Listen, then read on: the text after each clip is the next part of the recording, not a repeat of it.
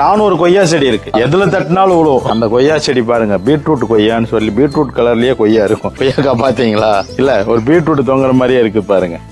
ஒரு அந்த கலர் சொல்றீங்க, இலையும் அப்படிதான் இருக்கு. அந்த கொய்யாக்கா பாருங்க, பீட்ரூட்டாவா இருக்கு. கட் பண்ணா பீட்ரூட்டோட ரெட்டா இருக்கும். வெரைட்டி ஆஃப் அந்த விஷயங்கள் எங்க கிடைக்குதோ அதை அப்படியே எடுத்துட்டு வரோம். கொய்யா மரம்னு சொன்ன உடனே எனக்கு தேவயானி மேம் வந்து அந்த படத்துல, விஜய் சார் படத்துல கொய்யா மரத்தை வந்து ஃப்ரெண்டா, அந்த மாதிரி ஏதாவது நிஜமாவே மரம் அவங்களுக்கு ஃப்ரெண்ட்லி அந்த மாதிரி ஏதாவது வச்சிருக்காங்களா சார்? இல்ல, அவங்களுக்கு பிளவர்ஸ் மரங்கள் ரொம்ப பிடிக்கும். அது சரக்கொன்றை, அது ஏப்ரல் மாசத்துல மஞ்சள் அப்படியே பூத்து தொங்கும். இது கூட அவங்களுக்கு ரொம்ப பிடிக்கும். இது வந்து குல்மகார் இல்லையா? இதை நான் ஹில்ஸ்ல இருந்து எடுத்துட்டு வந்தேன். 2 எடுத்துட்டு வந்தேன். ரெண்டு பக்கம் வச்சேன். இந்த வீடு ஃபுல்லா ரெட் கலர்ல இருக்கு. அதுவும் மே மாசத்துல அப்படியே ஃபுல் ரெட் ஆயிரும். அப்படியே ரெட்டோட அடையாளம் ஃபுல்லா இருக்கும். அந்த மாதிரி கொய்யா பழம் தட்டினா விழுமா, அது நினைத்தேன் வந்தா இல்லையா? ஆமா சார். அது வந்து தேவயானி வந்து என்கிட்ட 400 கொய்யா செடி இருக்கு.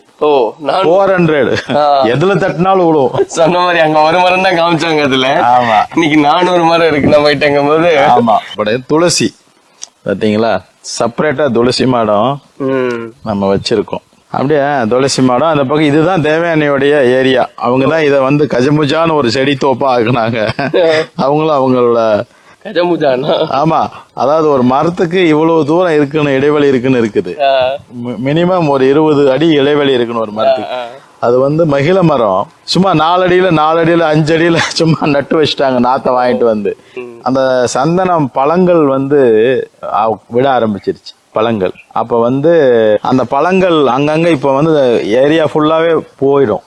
பாருங்க, இந்த 2 கூட சந்தன மரம். இது நம்ம நடல, தானா முளைச்சு வருது. அந்த இது விழுந்து பழம் விழுந்தாம அது ஏகமா எங்க வேணாலும் விழும்.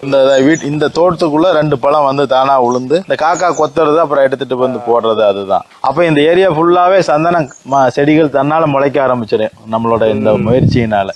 கொடிமுல்லை நம்ம ஒரு சீரியல் பண்ணோமே, வானம் தாண்டி வளர்பவள், அது எங்க வச்சோம்னாலும் அதுக்கு ஒரு இடம் கிடைக்கிற வரைக்கும் வளர்ந்துரும். இது வந்து நாம 2 பக்கமும் வீட்டுல வச்சிருக்கோம்.